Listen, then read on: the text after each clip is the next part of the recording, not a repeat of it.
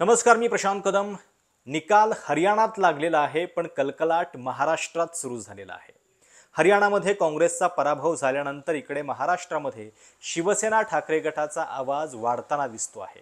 काल उद्धव ठाकरेंनी पुन्हा एकदा मुख्यमंत्री पदाचा चेहरा जाहीर करा ही मागणी केली, तर पाठोपाठ संजय राऊतांनी एकतर सामनाच्या अग्रलेखातून काँग्रेसला डिवचलेला आहेच, पण सोबत काँग्रेसनं आता या निकालातून शहाणपणा घ्यावा, मित्रपक्षांना जी वागणूक दिली, जी मस्ती दाखवली, त्याच्यामुळे पराभव स्वीकारावा लागला, अशा तिखट शब्दांमध्ये काँग्रेसवरती हल्ला केलेला आहे। साहजिक आहे की हरियाणाच्या या निकालाचा महाराष्ट्रामध्ये खूप मोठा परिणाम दिसणार आहे। त्याची पहिली सुरुवात महाविकास आघाडीच्या जागा वाटपावरून आपल्याला होताना दिसेल, कारण या जागा वाटपामध्ये आता काँग्रेसला कोंडीत पकडण्याचे प्रत्येक प्रयत्न जे आहेत ते शिवसेना ठाकरे गट केल्याशिवाय राहणार नाही।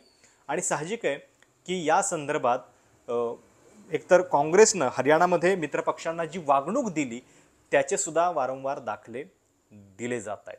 आता एक गोष्ट लक्षात घ्या की उद्धव ठाकरे हे सातत्यानं मुख्यमंत्री पदाचा चेहरा जाहीर करा ही मागणी करतायत।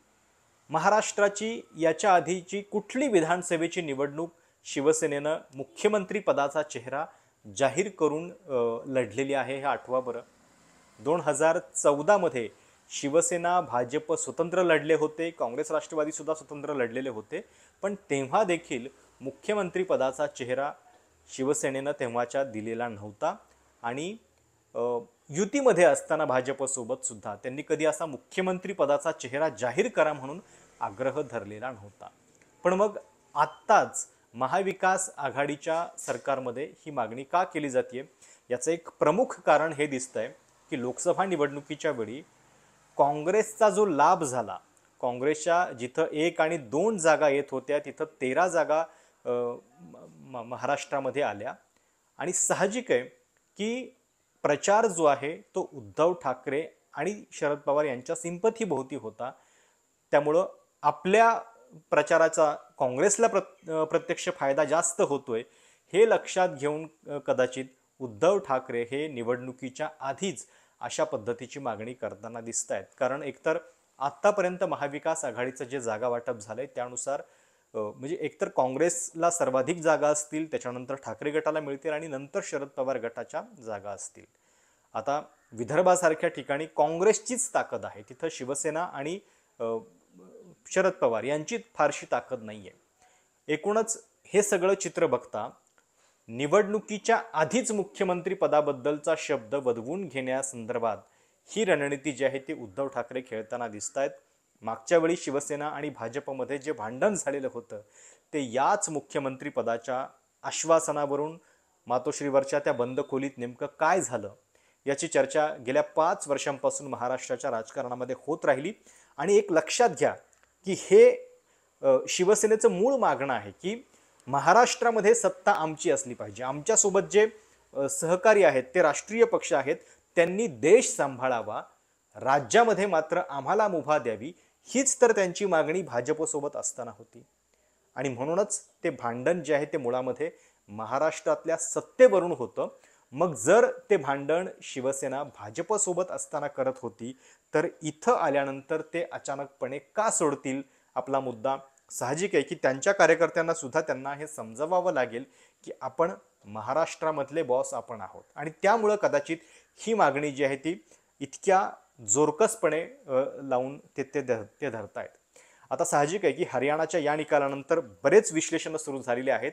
एकतर पहिली गोष्ट ही सांगितली जाते की काँग्रेसनं मित्रपक्षांना सन्मानाची वागणूक दिलेली नाहीये। इंडिया आघाडीतले समाजवादी पक्ष आणि आम आदमी पक्ष या दोघांची मागणी होती की आम्हाला तिथं काही जागा द्या म्हणून। आप संदर्भात बोलणी सुरू होती, सुरुवातीला तिथले स्थानिक नेते राजी नव्हते, पण राहुल गांधींनी सांगितल्यानंतर थोडंसं किमान बोलचाली ज्या आहेत त्या देखील सुरू झालेल्या होत्या। आपची मागणी होती की किमान आम्हाला सुरुवातीला ते म्हणत होते की 12 जागा पाहिजेत, 90 पैकी 12। काँग्रेस तितक्या द्यायला तयार नव्हती, 6 जागा द्यायला तयार होती। मग 6 पैकी सुद्धा ज्या जागा काँग्रेसनं आपला दिल्या त्या जागा आपला नको होत्या। आपचं म्हणणं होतं की आम्हाला किमान शहरी भागातल्या 2-3 जागा द्या, पण काँग्रेसला त्या दिल्या नाहीत आणि तिथं आपची युती जी आहे ती फिसकटली। लक्षात घ्या की लोकसभा निवडणुकीच्या वेळी आत्ता काँग्रेस आणि आपची ज्या ज्या ठिकाणी युती झालेली होती त्याच्यामध्ये एक हरियाणाची सीट सुद्धा होती. दिल्लीमध्ये पण त्यांची युती झालेली होतीच, पण हरियाणामध्ये कुरुक्षेत्रची जागा जी आहे ती आपनं लढलेली होती, पण तिथं त्यांचा 30,000च्या मतांनी पराभव झालेला होता. तर आपला त्यांनी समाविष्ट करून घेतलं नाही. आणि आता महाराष्ट्रामध्ये साहजिक आहे की जागा वाटपापासून जर ही सुरुवात होत असेल तर काँग्रेस किमान 100 ते 120च्या आसपास जागा लढवू इच्छिते महाविकास आघाडीमध्ये. आणि जर जास्त जागा ते लढवतायत, उद्या समजा आपल्याला माहिती नाही चित्र काय, पण जास्त जागा लढवणाऱ्यांच्याच जास्त जागा निवडून येण्याची शक्यता असते. आणि या स्थितीमध्ये मग काँग्रेसचा मुख्यमंत्री होऊ शकतो. मग आपण काँग्रेसचा मुख्यमंत्री होण्यासाठी शिवसेनेनं भाजपशी युती तोडली का, या प्रश्नाचं उत्तर उद्धव ठाकरेंसाठी अवघड आहे. आणि म्हणूनच कदाचित ते मुख्यमंत्री पदाबद्दल इतक्या आग्रहीपणे आता अचानक पुन्हा एकदा बोलताना दिसत आहेत. आता आज सामनाच्या अग्रलेखामध्ये फार तिखटपणे काँग्रेसवरती हल्लाबोल करण्यात आलेला आहे. आणि हे म्हटलेलं आहे की राज्यातल्या काँग्रेस नेत्यांनी हरियाणातल्या निकालापासून शिकावं, असं बरंच काही या निकालात आहे. हरियाणामध्ये काँग्रेसनं आपसह अनेक घटकांना दूर ठेवलं. या खेळामध्ये संपूर्ण राज्यच हातचं गेलं. जम्मू काश्मीरमध्ये इंडिया आघाडीचा विजय झाला, हरियाणामध्ये फक्त काँग्रेसची पिछेहाट झाली. हे चित्र इंडिया आघाडीसाठी बरे नाही. पण लक्षात कोण घेणार, म्हणजे जो विजय झालाय तो इंडिया आघाडीचा आहे आणि जो पराभव झालाय तो काँग्रेसचा आहे. काँग्रेसनं हे वातावरण जे आहे ते आपल्याला अनुकूल असलेलं गमावलं, हे सामनाच्या अग्रलेखामध्ये म्हटलेलं आहे. काल या संदर्भात अचानकपणे एका सभेमध्ये निकालानंतर बोलताना उद्धव ठाकरेंनी पुन्हा मुख्यमंत्री पदाचा विषय काढलेला होता. काय ते म्हणाले ऐका. उल्काताई, तुम्ही बोललात की महाविकास आघाडीमध्ये जर काही वाद होणार नसेल तर, मी तेव्हाही बोललो, आत्ताही बोलतो, काँग्रेसने आज नाव जाहीर करावं किंवा राष्ट्रवादीने करावं. काँग्रेस आणि राष्ट्रवादीने एकमत बघावं. मी त्यांच्यापैकी कोणी नाव जाहीर केलं तरी माझा आत्ता पाठिंबा तुमच्या सगळ्यांच्या साक्षीने देतो. चला होऊन दे. कारण मुळामध्ये मला माझा महाराष्ट्र प्यार आहे. मला महाराष्ट्राचं हित साधायचं आहे. माझ्या डोक्यामध्ये काहीतरी अशी वेडीवागडी स्वप्न नाही पडत आहेत की मी मुख्यमंत्री झालो, मी पुन्हा येणार आहे. तेव्हाच यायचं नव्हतं, तू पुन्हा कशाला येईल. पण महाराष्ट्र वाचवण्यासाठी जे जे करता येणं गरजेचं आहे ते मी केल्याशिवाय राहणार नाही, हा माझा निर्धार आहे. आणि त्याच्या आड जर ही लोक येणार असतील काळ्या मांजरासारखी, तर त्यांच्या पेकाटात लात घालणार नाही असं कोणी समजू नये. मला घालावीच लागेल. हरियाणाच्या निकालाचं वेगवेगळ्या अँगलने विश्लेषण सुरू आहे, पण एक बेसिक गोष्ट पण लक्षात घ्या की अँटी इन्कम्बन्सीच्या विरोधात भाजप कशी लढती आणि काँग्रेसची त्याच्याबद्दलची स्ट्रॅटेजी काय आहे. 10 वर्ष सत्तेत राहिल्यानंतर भाजपनं आपला मुख्यमंत्री बदलला. 6 महिने निवडणुकीला असताना मनोहरलाल खट्टर यांना लोकसभेवर पाठवलं आणि नायब सिंग सैनी यांना मुख्यमंत्री केलं. आता अनेकदा अँटी इन्कम्बन्सी जी आहे ती एका नेत्याबद्दल पण असते, नेतृत्वाबद्दल असते, अनेकदा पक्षाबद्दल फारशी कमी असते. त्यामुळे हा बदल तातडीनं भाजपनं केला. दुसरीकडे काँग्रेस काय करतंय तर त्या अँटी इन्कम्बन्सीवर मात करून विजयासाठी काँग्रेस मात्र असा जुनाट चेहरा देतं की जो ऑलरेडी अँटी इन्कम्बन्सीनं आपलं सरकार गमावून बसलेला आहे. आपण हे मध्य प्रदेशात बघितलेलं होतं. कमलनाथ हे त्यांचा चेहरा होते. हरियाणामध्ये भूपेंद्र हुड्डा, ज्यांचं सरकार ऑलरेडी जनतेनं कोसळून ठेवलेलं आहे. त्यामुळं अँटी इन्कम्बन्सीच्या विरोधात जेव्हा तुम्ही लढताय तेव्हा तुम्ही फ्रेश चेहरा का देत नाही, आणि ती चूक जी आहे ती काँग्रेसला जास्त नडते का. आज सकाळीच म्हणजे हरियाणाच्या निकालांचे पडसाद महाराष्ट्रात दिसायला सुरुवात झाले. संजय राऊतांनी कसा इशारा दिलेला होता. हरियाणाचा पराभव हा दुर्दैवी आहे. इंडिया आघाडीचा विजय हा जम्मू काश्मीरमध्ये झालेला असं मी मानतो. पण हरियाणामध्ये इंडिया आघाडी जर झाली असती चांगल्या पद्धतीनं, इंडिया आघाडी, समाजवादी पार्टी असेल, आप असेल, एखादी जागा शिवसेनेला मिळाली असती, एखादी जागा NCPला मिळाली असती, तर या सगळ्याचा परिणाम निश्चितच आपल्या इंडिया आघाडीला झाला असता. पण काँग्रेसला असं वाटलं की आम्ही एकतर्फी जिंकू, आम्हाला कोणाची गरज नाही.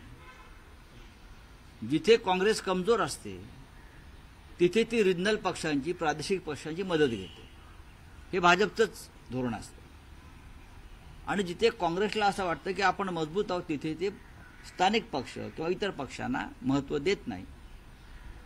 या सगळ्याचा परिणाम हरियाणासारख्या निकालांवर होतो. हरियाणातला पराभव हा दुर्दैवी आहे, पण यातून बऱ्याच गोष्टी आम्हाला शिकता येतील. देशातल्या निवडणुका आम्हाला एकत्रच लढाव्या लागतील. कोणी स्वतःला मोठा भाऊ छोटा भाऊ समजू नये. लोकसभेतलं यश हे इंडिया आघाडीचं यश आहे. आणि अर्थात तुमचा पुढला प्रश्न असेल महाराष्ट्रात काय. हरियाणातल्या निकालाचा कोणताही परिणाम महाराष्ट्रावर होणार नाही. आता हरियाणा इलेक्शन संदर्भात काँग्रेसची चूक नेमकी कशी झाली हे पण लक्षात घ्या, की म्हणजे महाराष्ट्रात या चुका कशा होऊ शकतात हे तुमच्या लक्षात येईल. एकतर हरियाणामध्ये काँग्रेसला 2019च्या निवडणुकीमध्ये विधानसभेमध्ये 28% मतं मिळालेली होती. यावेळी वाढून 39% मतं मिळाली. भाजपची मागच्या वेळी 36% होती, यावेळी 39%, म्हणजे साधारणपणे 3% वाढली. काँग्रेसची मतं 11% वाढली. म्हणजे काँग्रेसच्या बाजूनं बोलणारे लोक हरियाणामध्ये या निवडणुकीला 11% अचानक वाढले. त्यामुळे काँग्रेसची हवा आहे, काँग्रेसचं वातावरण आहे असं वाटणं साहजिक आहे.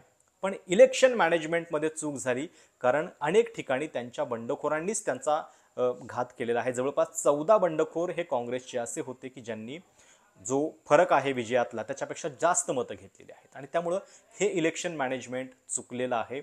मित्रपक्षांना सोबत घेताना जी हुशारी दाखवायला पाहिजे होती, योग्य त्या ठिकाणी थोडासा लवचिकपणा दाखवायला पाहिजे होता, तो काँग्रेसनं दाखवलेला नाही आहे. आणि काँग्रेस आता जवळपास 10 वर्ष सत्तेबाहेर आहे केंद्रामध्ये, तरी देखील जर मित्रपक्षांना अशी वागणूक देत असेल तर मग त्याला काय म्हणायचं. दुसरीकडे जिथं आपल्याला गरज असते तिथं मात्र मग काँग्रेस आम्हाला अकॉमोडेट करा म्हणून त्या मित्रपक्षांच्या मागे लागते. हा सुद्धा आरोप त्यांच्यावरती होतोय. त्यामुळे आता हरियाणाच्या या निकालानंतर महाराष्ट्रामध्ये महाविकास आघाडीच्या जागा वाटपावरती त्याचा खूप मोठा परिणाम होताना दिसतोय. पण तुम्हाला या सगळ्याबद्दल नेमकं काय वाटतंय? ठाकरेंच्या मागणीनुसार मुख्यमंत्री पदाचा चेहरा महाविकास आघाडी जाहीर करेल का? आणि काँग्रेसनं मित्रपक्षांच्या सोबत जास्त लवचिकता दाखवायला पाहिजे का? तुमच्या कमेंट जरूर कळवा. चॅनल सबस्क्राईब करायला विसरू नका. धन्यवाद.